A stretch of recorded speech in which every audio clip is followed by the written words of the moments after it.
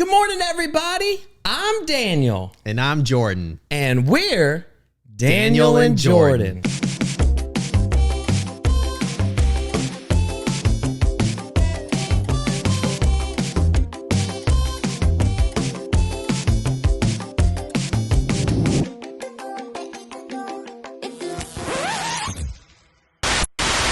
Welcome back to the show, you guys. Good morning, good evening, good night. I don't even know why I said that, but I've heard it on a movie before. Hope you're doing well, and welcome back to the greatest show on the internet. Good morning, Jordan. Good morning, Daniel. How are you doing today? I'm good, man. My voice is it's almost better. It sounds worse. I'm preteen. I'm preteen now. I went backwards a little bit. The good old days. I was a boy, then I become a man. And now I'm a little boy again. Yeah, hornier than ever. Yep. But yeah, I'm doing good. Voice is getting better. It's still kind of like but dude, I'm tired. Tired. You've had a week. Yeah, and it's not a tired as in like mentally exhausted. This time it's physically exhausted. Well, yeah. If you went to the gym more often, you might not be that tired, buddy. Yeah, good luck with that. I've canceled those memberships years ago. You've been lifting toddlers. Yeah. Been doing a lot of like things around the house. It's spring break here, so we got an awning being built. We got landscapers here, and I'm meeting with them and picking out trees. Have you ever picked out a tree? To look at? Yeah. Have you ever picked out a tree? Yeah, it sucks, okay? You know how much trees are?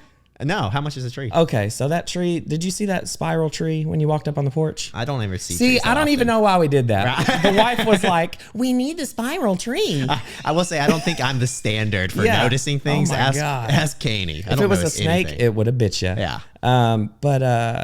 Yeah, that tree was like $250. Okay, that actually doesn't sound that bad. It's Mother's Nature.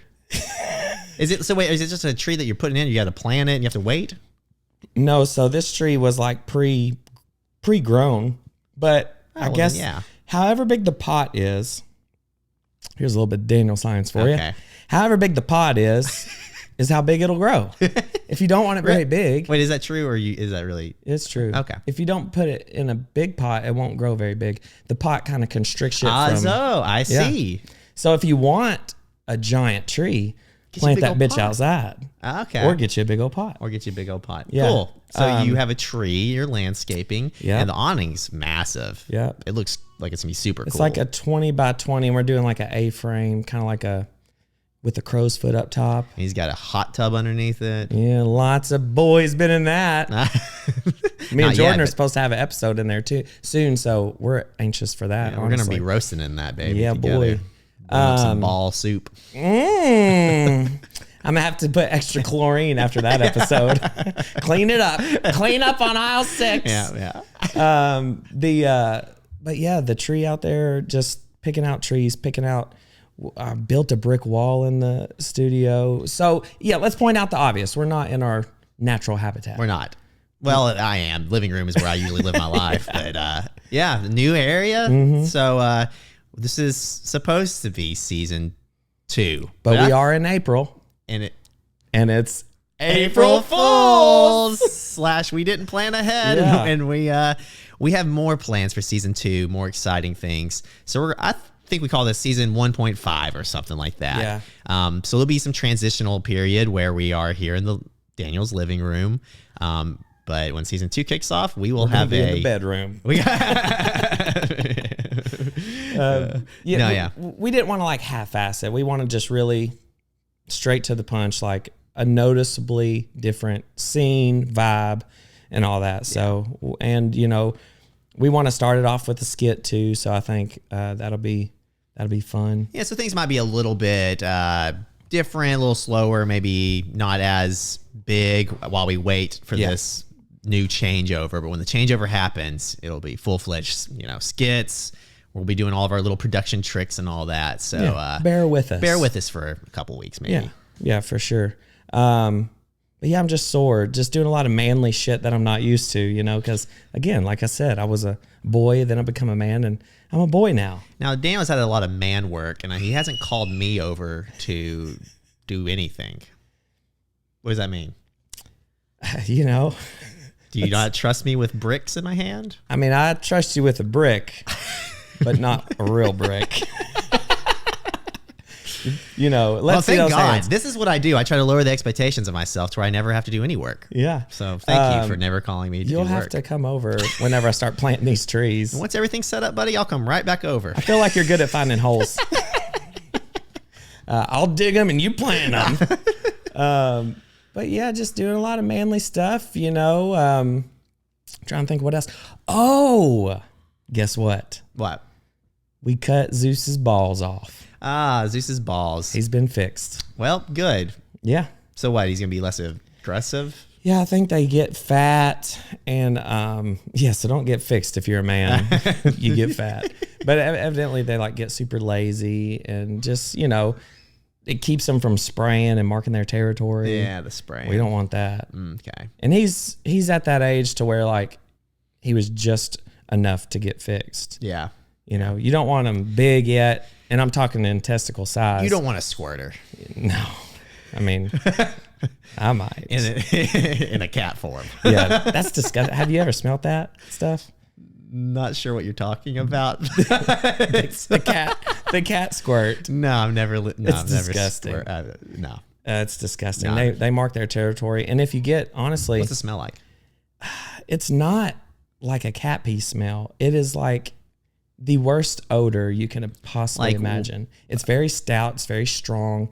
It smells like that 93 octane. It's know like what a I'm chemical. saying? Yeah, it's weird. And it's like to mark their territory. So if you bring it, for example, if I have Zeus, he may never spray ever, even if we don't get him fixed. But if we get another cat, he's going to be like, this is my place. Yeah. I don't know what it comes out of. I just know it happens. I don't want to know where it comes out of. But Zeus, he got fixed and he seems to be doing great, 2 or 3 days post-op. Yeah. If it was the roles were reversed and it was me, I'd be milking the clock, baby. Yeah, me too. If I didn't have my balls, what would I do? I have a lot of more free time. Yeah. Your schedule would open up. How would you feel how would you feel if you were to have surgery? Do you think you would milk it? Not on your balls, just in general. Milk it? I mean, of course. Of course I'd lay around. Do you feel like that's just a men thing? Katie does, the classic, sick men are babies. Yeah. I think there's a bit of truth to that for sure.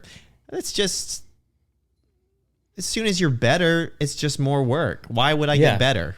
Yeah. I feel like us as men, it's we're tough all the time. Are you tough all the time? No. Oh, okay. God, no. I'm tough Lower all the the time. expectations. It's my whole life has been just lowering the expectations so I don't have to do as much. And I have less responsibility. You're on to something. Is this like a little brother thing? I don't know. Is it less of a man little thing? brother? What do you mean? I think it's because I was a little brother growing up. Gotcha. Some reason, responsibility has always been a horrible thing to me. Yeah. Not for me. It's great for me. I hate it though. And I think it's because I grew up like that. I just found manipulative ways to get myself out of responsibility. I think that didn't work out very well in some ways, but. Well, what about your week, man? What all you been got going on? I think I had a pretty standard week. You know what? Now this is I don't know if I should mention it or not, but so I smoke a little bit of Mary J every once in a while. And this week has been a week of me smoking a little bit more than I normally do. Now, I'm pretty good about it. I don't go to work. I don't do anything like that. It's an at-night relaxation thing. But I've found, how everyone always talks about it relaxes you, right? Yeah. Well, and it does in some form, but I think how I've learned about it is right, you drop all this dopamine, right, after you take a hit or whatever. Yeah. And all this dopamine rushes, and so it's awesome, right? That's the feeling that humans love, is that rush of dopamine, right? Sex gives it to you, everything. Oh, I know about that. Mm-hmm. Yes. And you get lost in it like an animal. Yeah. So that's what it does to you.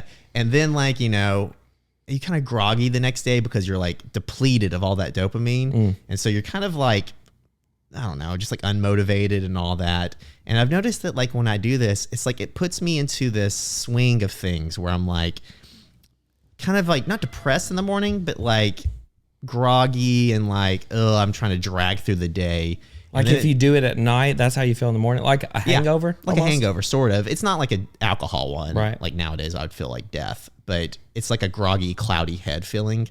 And so like, and over through the day, you like, you kind of become normal again, and then you kind of like to get through all that. You're kind of like, well, if I can just get to the end of the day to get that next hit, and then it's like that is what it's doing to you. So when they say it's not addictive, it's addictive. It's a habit forming thing. Yeah. And that's why you just have to be very careful with it. So this week I was going through a little bit of that, and I was kind of just like thinking of my feelings and all that. I think it's cool that you mentioned that, because everybody who does do it, which I don't, but everybody that does do that, they're like, oh, it's not addictive. So to hear it coming from somebody who has done it and saying, there could be a little bit of addictiveness to it, Yeah, for sure. And I think it's cool. Scientifically, it can be. I don't know why I would ever say the word scientific. Science by Jordan. It's a new thing. But it makes sense why you like love it, and then when you're not on it, you hate it, and you have like a withdrawal period. And so you get in a cycle. When you're off the cycle, you feel like crap. And when you're on it, you love it. And so that's why people call it like a miracle drug. They're happy medicine. Yeah. It's just science. It's nothing more. It's not just science. It's Jordan science. But which, and I like to do music. And so people talk about being creative with it. And I do see it like it gives you a new perspective with writing, like creating something. But as I've heard, the problem with it is it makes it almost impossible to organize ideas and to like put them down on paper and then to like sort things through, like how your mind organizes things. It's almost impossible to do that side of creative. And art is artwork, right? Yeah. And the art side's really easy with it, and the work part is almost impossible. And I think that is the common myth with it, is that it's great for music. It is to an extent, but sobriety is just the way to be. Yeah. If you want to get stuff done and have it done like, with a clear mind. Yeah. I mean, that makes sense. I mean, I feel like obviously it would maybe help you like think outside the box or get loose in that moment, but then you're kind of like lost in that. Yeah. You're in a like loop you're scatterbrained. Mm-hmm. It's either one or the other. You're never like properly moving along a path down the same path. Yeah. You're like going down this and like, that looks cool over there. Yeah. And you're scattering. Yeah. And then, when you get to the part to where you're like, okay, I love this. How do I write it down on paper? I feel like it'd be easier, clear-minded, but then you come across like, you may get that writer's block when you are clear-minded. Exactly. Because I ran into that a ton, when I used to write like acoustic songs, or when we wrote music, it's like, you write something super cool and you come out with it and it's awesome to you, at least. To other people, it might suck. Yeah. But, you write this awesome music, you play it, and then you sit down and you're like, I'm going to write another song. And then it's like, where do I start? Yeah. And I think some of that is just like having like you're like overthinking it a bit. And then like weed will get you to not overthink it in a way. You're just like in it. And I think that's what the beauty of it is that you can be in the music and just all feeling. You're kind of just feeling it out where the vibe takes you. Yeah. And when you're clear-minded, there's all these other thoughts in your mind like, well, that's not original. Well, that's not. And none of that actually matters because it's about the feeling of it. You can play the same chords as someone else in another song and it feels different. Yeah. And I think that weed can take you out of that mindset. And then that writer's block is just like, everyone's writing bad songs. They're just pushing through, finishing that song and being like, yeah, that song sucks. Get rid of that. And then pushing on to the next ones and like, oh, this one's good. And that's why like bands back in the day would write 50 songs and only 12 made the album. Right. Because you write, majority garbage. Yeah. Like on our last episode with Tony, well, not our last, but the previous 2 ago. We're a little scatterbrained ourselves here. But with Tony, he was saying that same thing, like, a lot of the songs that he wrote for his new Tony Boy album was a lot of some unreleased, sleeper agent stuff. Yeah. So I could see that. I mean, you would almost have to write a ton of music to pick out the best. Yeah. You can't just say, oh, this CD is going to have 7 songs or this record's going to have 7 songs and you play 7 songs. Yeah. There's not really much to choose from of what's the best or what's good or what order. It's like you would have to write 25 to get 7. Yeah. And then the problem also is like people start, when you start and you kind of know it's kind of a bad song, instead of like just going ahead and finishing it, you like mold it over and you're trying to twist it into something that it's not. Yeah. You know, you're trying to make it better. And there's an extent of that you can do, but a lot of it you can't. Your house is falling apart, dude. I know. Nah. Yeah, he's got a crying baby and a mother trying to console it. Yeah, so if you do hear some screaming, everybody's okay. Mama's upstairs with the babies. We're in the living room. There's no sound. You know, it's not a different room or anything. So pardon the screams and the terrors. But all is well here at the Lawson household. Unless you hear it from me. This is a little besides the topic. Are you done with your smoking weed story? Yeah. I guess.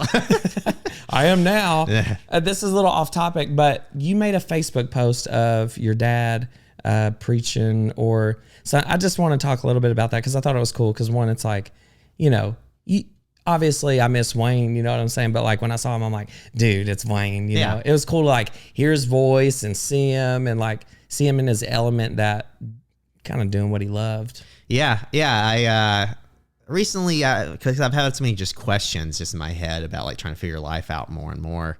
My father, for the people who don't know, he was a pastor here in town, and his whole life, he had pastored a lot through my life, but he had worked many different jobs. He was, a tree trimmer. He was a funeral home director. He was a chaplain at hospice, so he worked with people at the end of their lives a lot. And he had a great perspective of life. And here's a little story about him at his last church he had before he passed. He, for the interview for the job, they asked him, I guess, something that he wanted to accomplish. And his answer was he wanted to go to jail for doing the right thing.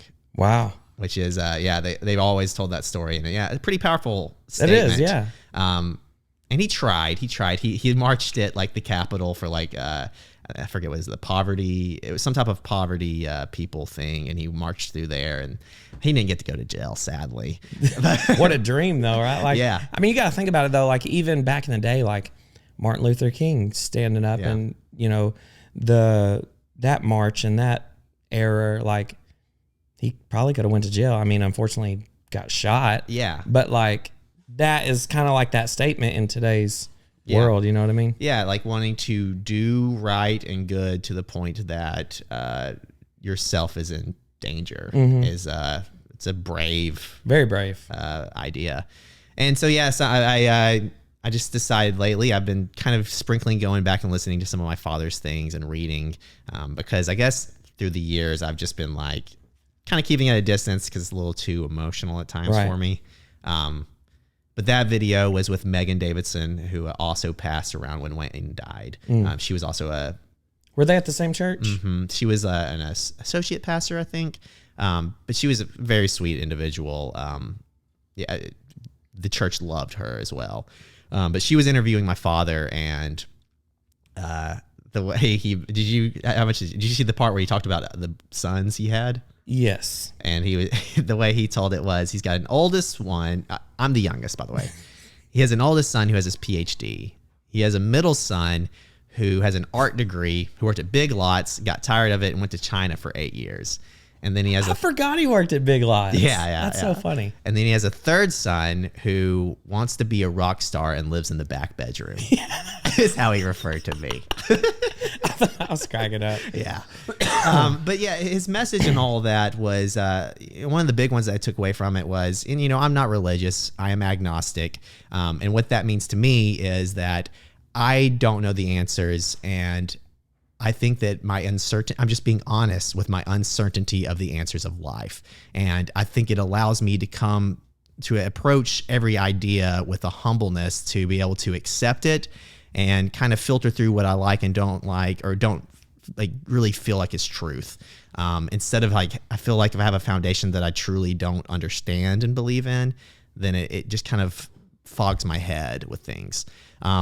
Which I think is great. And I think it's cool to have a friend like that too, because one, usually like your best friend is like just alike, you know what I mean? Yeah. But like, it's hard to explain because with me and you, we're so alike in many ways, but yet we're different. And I think that's what really makes us Oh, we're different. Special. I mean, you got the looks, and I got the bronze. Or is the bronze the looks? You got the man. I've got the woman. Yeah. Did you watch the last episode of After School with the Lawsons where me and Whitney talked on this? Yeah. But it was more than what I sent you. It was pretty funny. I haven't watched the full episode. She was like, yet. "Well, just call him a woman." I was like, "He'd be proud of that." Whoa, man. You know, he would take that. But I think having a friend that is so, I guess, optimistic would be, is that the right word? Like open-minded, I guess, is probably even better. But to everything, not just religion, not, you know, when it comes to music, when it comes to ideas, when it comes to types of people there are, you're just so open-minded. And I think that's super cool because it just shows that, I don't know. One, it makes me want to be open-minded to certain things because I may be dead set this way, but, you know, having you part of that yang, the yin and the yang, having you here, it's like, well, let me be like Jordan and think, you know, open-minded or be optimistic about it or whatever. I think it's huge. I think it's special. And I'm glad that my best friend has that trait, honestly. I appreciate that. Yeah, I think it's allowed me, you know, it was scary at first because a lot of people, you know, kind of look at you like you're abandoning a whole part of it. And, you know, the father I had, it's like almost even crazier to people to see me like not abandon Jesus, but yeah, but still to walk away from it because it's just like this. It eats at me if it's like the honest truth of it is that I don't know. Then how can I go around telling other people that truth when it's just I don't know that truth for sure. And it's not. And the one thing my dad knew this about me, and the thing he told me was to always remain open-minded, and that was basically the end of the discussion. He didn't. There was nothing more. It was just to remain open-minded. Super cool. It's like the person who loves you the most shows his love by saying that, like, just be open-minded, and then doesn't think anything different of you. Yeah. That's awesome. Yeah, and I think that also shows how much he believed in what he believed in because he just wanted me to remain open to find the truths that he's found in life. And I think that is what has brought me. I've actually become more spiritual over the time because at first, you know, you become agnostic, and my first feelings are like, you know, you kind of have like an atheist idea where you think that nothing exists, nothing's purpose, or you kind of get stuck in that, and you're like, I don't know, and it becomes like it's not real. Yeah, but then you're not being open-minded. Yeah, and kind of like doing your part as far as studying or reading. And then I think you picking that stuff up later, whether it's letters from Wayne, it gets your mind thinking again. And then now that true, what is the word? Diagnostic? Agnostic. The true agnosticness of you comes out to where it's like, you may have went through an atheist stage, not saying like, oh, I'm atheist, but the fact of like you saying, I don't know about that. This may not be real, but you doing your part as far as studying or reading or being open-minded. How am I trying to say this? You doing all that shows the agnostic side of it. Yeah, it allows me to actually like hold every viewpoint, and then once I find what I don't like about it, I'd be like, okay, I don't agree with that. Then, okay, well, I see what they think, and that's not for me. Yeah. And I think one thing my dad instilled in me is that there is truth in the world. I think that if you become agnostic and you don't think that there's truth in the world, you end up probably atheist. Yeah. But I do, seeing my father and seeing the impact he made and all these things and just the miserableness of life with no meaning, I feel like I'm looking for something, right? Instead of becoming agnostic and just, that's it, period. I don't know, which kind of actually not true because now I'm coming back around this thing. It was like, I'm so feeble-minded. Who am I to know the truth? I'm a human. I am at God's will. I am not meant to know everything. I'm not meant to know the truth of everything. It just allows me to find the little truths and hold on to them and assume that they are a pathway to the bigger truth. Yeah. Not that I know what it is or not, but you know, like us finding our purpose or meaning of this this podcast currently. It feels like a light to follow. And I think that my dad instilled in me to look for a light. It's cool. For sure. And that's why I've talked to Cadence about it. Her basketball coach is like saying like, we need to attack her with her mind, and then we need to attack her with skills and attack her body. So he sends her these podcasts. I forget the name that Earl something, but he talks about having a positive mindset and how positive thinking, leads to positive results and stuff like this. And it's not saying in there, it's like that there is no negative. The cool thing about Earl is there is negative, but it's how you deal with it once it arrives, at your doorstep. But it's telling you to be positive in this and that. And then I piggybacked off one of those episodes so I make her listen to it, and then I'm like, hey, what'd you get out of it? And she's like, the meaning, the base of this episode was this. I was like, okay, I understand that was the base, but what did you get out of it? So like, I'm trying to dig more into her more than like my parents did with me. Because my parents didn't send me no podcast, which they probably weren't around then. But, and Dad was really smart. He's a really smart guy. And he had a lot of these talks with me when it was just me and him in the truck or the car after ball practice. But usually it stemmed around me not listening or doing something stupid. And then he turned it into a life lesson. But with Cadence, I'm like, hey, this is positivity. And then I'm like, yeah, this is what Earl means. I kind of give her my viewpoints on it. And then I was like, also what I want you to think of is your purpose. And you may not know that right now, but at least you know that there's something out there for you, and to kind of keep an eye out. And whenever you see that little glimpse or that little light in the distance, you're like, oh, what is that? And you start to kind of go towards it. So I think it's important for younger kids to know that there's purpose out there. Yeah. You may not know what that is. Do you even know what purpose is? So let me explain that to you. So I explained purpose to her, and I was like, I don't want you to get 33 and then you're like, oh, that's what I was supposed to do. Yeah. Because you wasted 20, 30 years of your life, not understanding what you're meant to do. And now I'm 33. I'm like, okay, now let's buckle up. Yeah. But at the same time, sometimes you just have to lay that foundation, that building blocks. All those bad things have to happen to you to see that side, to find that purpose. No one's on the same schedule at all. Yeah. It's weird, but everyone wastes time. Everyone's wasting time. But at the same time, is it wasted time if it's necessary to build a passion for something? Yeah. Because I feel like the passion for all this is 33 years of me being miserable, not working for companies I don't believe in, working towards things I don't, just for money. And then finally it's like something I believe in, I'm working on. And then it's like, and now it's so powerful. Right. If I'd have found it when I was younger, all the distractions of finding a girlfriend and all those things, I might've missed the purpose then. And that might've been my only opportunity, but things happen. And I believe in fate.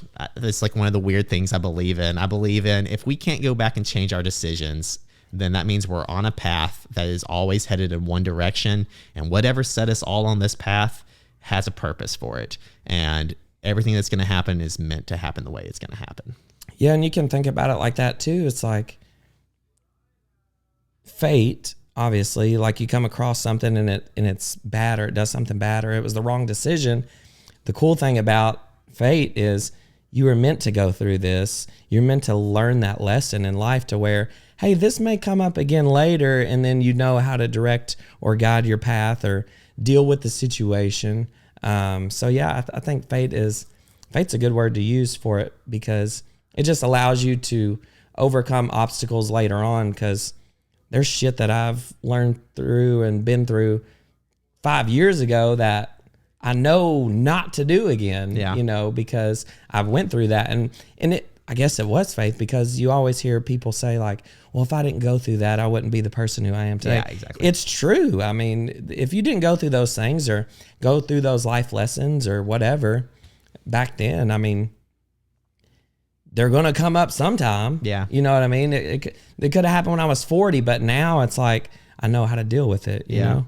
Yeah. And Dad had a whole thing. So in that podcast episode he did, she asked him, he has 9 principles for life, I guess. And he only remembered 5. And I'm only going to remember 2 of those. But one of them was, I brought it before, is to love the person in front of you, which is pretty self-explanatory. Yeah. I'm big on that. But again, I wasn't always like that. Right. I was a little shit, like I said in the past. But and I still get judgmental of people, but that's also like, you have to give yourself forgiveness in some form, right? You're animal, you're human. And I feel like it's okay to keep a wall up. Like, don't let them in so much because you don't want to be taken advantage of. Exactly. Or because there is evil out there. There is evil people out there. There's people who can manipulate and this and that. But, love them, accept them, like talk to them. Years ago, I probably wouldn't have approached a random person or open a door and be like, hey, what's going on? Yeah. You know what I mean? Just simple gestures like that. As far as love the people in front of you, I'm sure Wayne has a way better explanation and understanding of that, but I think that is extremely important. Yeah, that, and then his next one was, so he believed in God's will, and he talked about like searching most of his life on how to like help people achieve their God's will and all that. And I think he realized that it is not his job to help people find it necessarily. He's like too much responsibility on himself trying to affect other people's lives, but to trust God and God's will and to love that person for who they are, for where they're headed, and the trust that they will find their way themselves, and that it's not his job to direct people and to, help people find things. Which comes to the point where he said, when you told him your beliefs or whatever, it's like, hey, just be, open-minded about things. Exactly. He didn't try to throw what his view of the world is on me. He believes in it so much that he believes people will find their way to it. And he still loved you. And, what's funny is he's like that. I see a lot of that in you too, because you never push any kind of certainty or agenda. And then you're like still friends with that person. We've had conversations with people about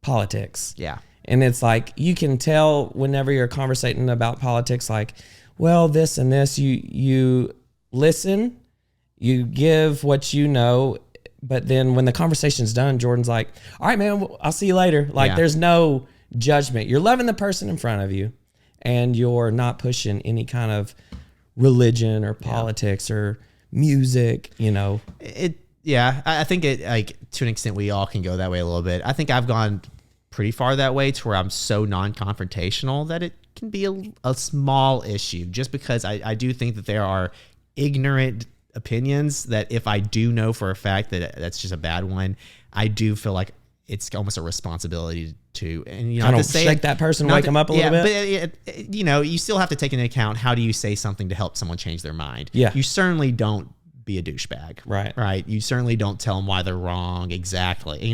You say it in a way that's like, I honestly care for you to have an opinion that's not, you're getting lost in something that's a little bit wrong here. And how do you do that without coming off as a douchebag? It's a hard game. It's almost impossible. Chess. Yeah, it's chess.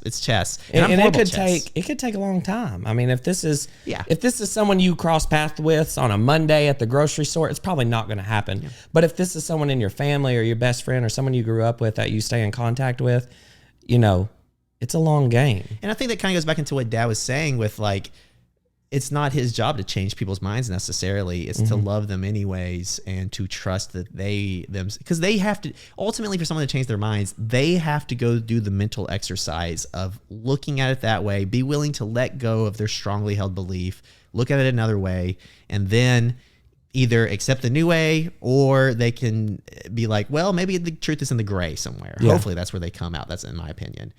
But ultimately, that's for them. Right. I can maybe say something that's something, whatever, but ultimately it's not up to me to change their mind. Because ultimately I can't, one, and two, it might even do negative damage. And we're humans, and we're stubborn, and we get stuck in our ways very easily.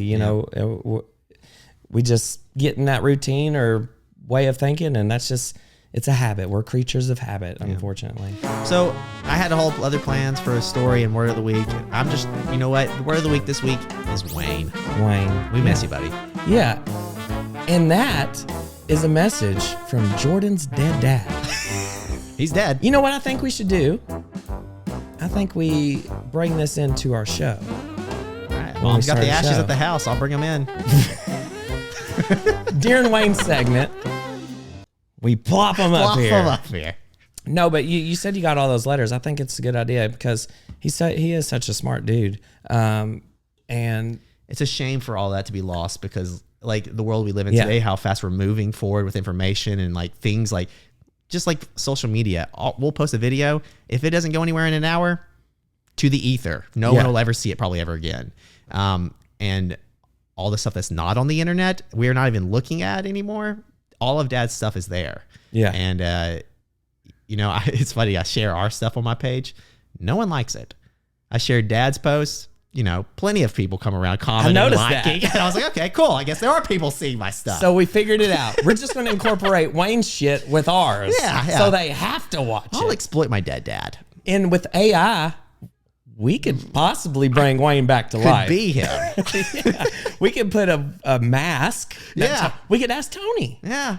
We could just... Technology does great things. I mean, you're wearing a shirt. You're wearing Wayne's shirt. I am wearing his hoodie right now. So, I mean, yeah, I think it'd be a good segment. I think not only a good segment for the listeners or the viewers, I think it'd be a good segment for us and for me, you know, because he's a smart dude. And we talk about mentorship. You know, this may be a way to kind of carry on his legacy a little bit. Maybe I'll just bring in a quote for the end of the episode. Stick around to the end. Yeah. I don't have one this week, but I'll find some of his writings. Just find something, read it from it, give us a little insight. Maybe we'll end up in jail. I hope not, because we would be fucked. Probably, because our dicks are out in public. I mean, we would be. Could you imagine, though? Being in jail? Yeah. Been there. Oh, yeah, that's right. I couldn't imagine. Was it brutal? Was it terrible? It's boring as hell. One day I had a DUI, big mistake. I've been purely sober from alcohol for long time. Almost 6 months now, actually. I mean, that's a long time. And I don't have any plans to go back. Don't enjoy it. But you weren't like a raging alcoholic. No, I was just irresponsibly driving drunk because I wanted to go hang out with my friends, and I was too cheap to pay for an Uber. Was you in the Beamer, the BMW? No, I was in that Civic. Remember that awful Civic? Yeah. I had the window pinned up with a goldfish. A wooden stick or something, wasn't it? It was like an RC Cola 12-pack casing. I folded it up and crammed it in there to stick it up to where it's pinned up against the wall. Yeah, because if you took it out, it would just... Man, old cars when you're kids. They're, you know, but did you pay for that? Well, my dad found deals. I've never Did you had appreciate money, it, Daniel. Though? Did you appreciate it?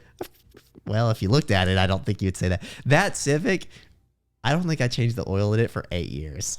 God. And it ran. I had it for 10 years. That's pretty impressive, just shows dude. The toughness of a Honda. I mean, them bitches last forever.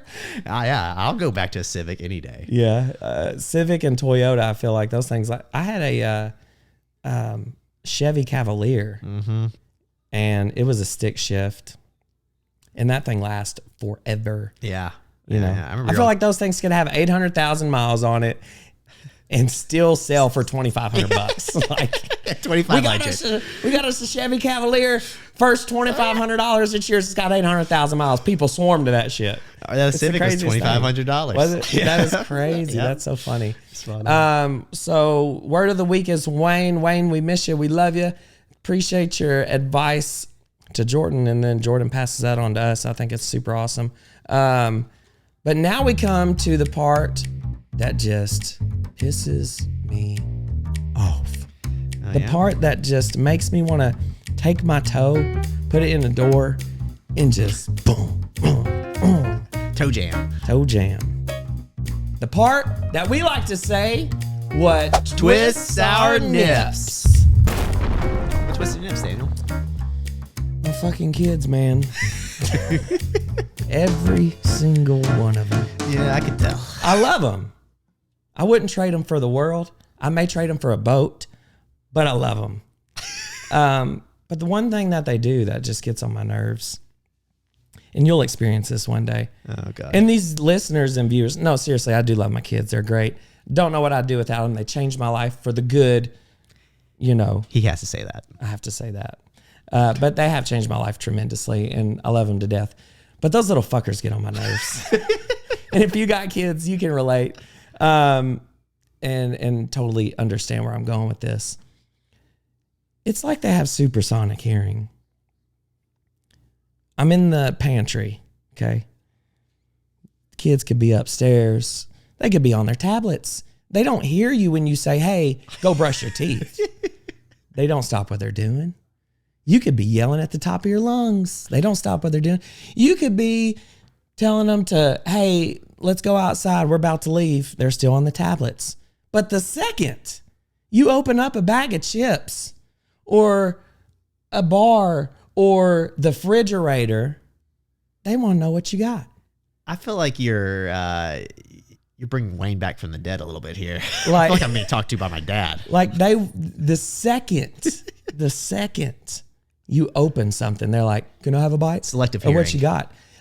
Eli could have already ate breakfast, lunch, and dinner, and I haven't ate all day. I go to open something, and dude's like, what you got? I'm like, chill, bro. Let me get a bite, okay? I open up a peanut butter and jelly, the Uncrustables, so it's like, you know, and he's looking over like, what you got? Like, about to ask for one, which he's more than welcome to, by the way. Well, Caney has the animals like that. But they want mine. Caneys have the animals. No matter when we get the food, we lay the food out for the dogs. They immediately hop on the bed with us for what our food is. When we're done eating, they'll go eat their food, whatever. But yeah, I don't do anything. I am 100% on the, you don't ever get anything from me. You don't get my food ever. This is my food. Don't ever touch it. Yeah. But she gives in. But Caney, yeah, she's giving them mac and cheese. A dog doesn't need mac and cheese. Oh, what does that do to their bowel movements? Yeah. Well, yeah, their diarrhea, of course. And who cleans it up? Probably you. Of course me. Jordy. Clean up shit at my job and at home. Yeah, kids, you know, with more. the kid, I mean, yeah, what's mine is mine. They could starve. Yeah. And, you know, it is what it is. But that's natural. You know, once they start starving, they'll go get their own food, right? Yep. You just got to let them naturally starve. You know where it is. Starving your kids sometimes is the only solution you got. Yeah. Don't take that advice. Okay. Come from me, and not as a dog dad. I love my kids, but every time I open something or Whitney opens something, it's like they could even be upstairs. It is unbelievable. If you put something, Leighton, she eats all the time, all day. She'll walk around. She had a fruit roll up at 7:00 this morning. Okay. God, I missed that. And she like is candy. Nandy is what she calls it. But yeah, she could be eating. She could eat and be done. But the second I pop something in the microwave and it beeps and it's done, or she smells it, she'll even smell the air. It's the craziest thing. She'll be like, and then she'll be a bite. Bye. A bite. Me and Whitney got some Mexican the other night, like chicken, cheese, and rice or something. She ate all her stuff and was done. She was crying. She wanted to get up. She smelt that Mexican. Whitney said, wait a second, here she comes. Sure enough, she walks up. A bite? I'm like, this kid. I saw her eating the queso and chips. Yeah, it was that night. Yeah, I was like, oh my God. But, you know, it's so funny. I don't know why that is, but maybe I was like that as a kid, but, you know, they just want what daddy and mama's got. I don't know if it's like the cool thing or if they're just like, hey, let me wreck your day. Let me eat your peanut butter. A fruit roll up at 7 a.m. I miss my early 20s. Yeah, Leighton will pull my hand. She'll pull me in there, and then she'll point at the fruit roll-ups. I got to open it. I unroll it all, and I put it around her neck, and then she'll walk in here, and it's like, you know, with her bling look on. like Soldier Boy with a fruit roll-up necklace. And yeah, so that's what twists my nips for the week, because I feel like I've been so busy this week. I haven't really ate at normal times, and then when I get ready to eat, I just want to eat. Yeah. I haven't had breakfast like the kids. I haven't had snacks throughout the day. I haven't had the luxury of just walking to the fridge. I barely even drunk anything, you know, because I've been working all week. Those I just kids want to got a hold freaking of them eat. nips, and they're twisting them, huh? Did you record that sound, by the way? Which sound? in the newest episode. No, Kanye had me wanting to go through. We were going through all the sound effects. She just wanted me to find like a kind of a sexual pleasing one. Oh, gotcha. So we went through a couple. We found that one. Thought was funny. That's we've been looking cool. for new moans. I would hate to see what the search bar looks like. That moaning, new moans, male moans, very sexual moans. That's so funny. Well, you got anything else before we sum up? Update. I'm still not on my anxiety medicine. Let's see here. How many empty promises have we made? We don't have a vision board. You're not on your anti-anxieties. I don't even remember. I know we've forgotten plenty of our what we're gonna do this week. No, I've been practicing that stuff. Like if you haven't, I've stopped meditating. I haven't meditated after that one. Yeah, it's like episode done. I don't have any time. But Lucas messaged me, my buddy that I've been eating breakfast with on Tuesdays. He'll say pretty much like, "Hey, do you need an accountability partner?" I'm like, "Oh, so you're going to meditate with me?" He's like, "No, I'm just going to make sure you do it." I'm like, that may be a good idea. Just keep me in check. So he messaged me. He's like, "So you've been meditating in the mornings?" I'm like, "Shit, no, I haven't." Yeah. I'm like, but the spring break, and that week prior, there was a lot going on. But when they go back to school on Monday, Daniel, schedule your priorities. That was Don't prioritize your schedule. That was the last episode. But forgiveness. Yeah. It's Give me a little grace. We're human. We're falling in and out of life. All right, it's fine. One day we'll build the habit. You don't build a habit right away unless it's drugs. Yeah, it just naturally happens. But, God science. But yeah, we hope y'all have a good week. And if you got questions about the word of the week as Wayne, message Jordan on Instagram. The dude knows his dad like an open book. I know Wayne decently well. I know him as a great man. I know him as a lover. I know him as a man who doesn't show you that you're getting on his nerves, and he'll just pick up a book and read. Because there's been many a nights where I guarantee me and Jordan has gotten on his nerves, but at the end of the day, he loves that you're having fun, you're having a good time. He ain't going to disrupt that.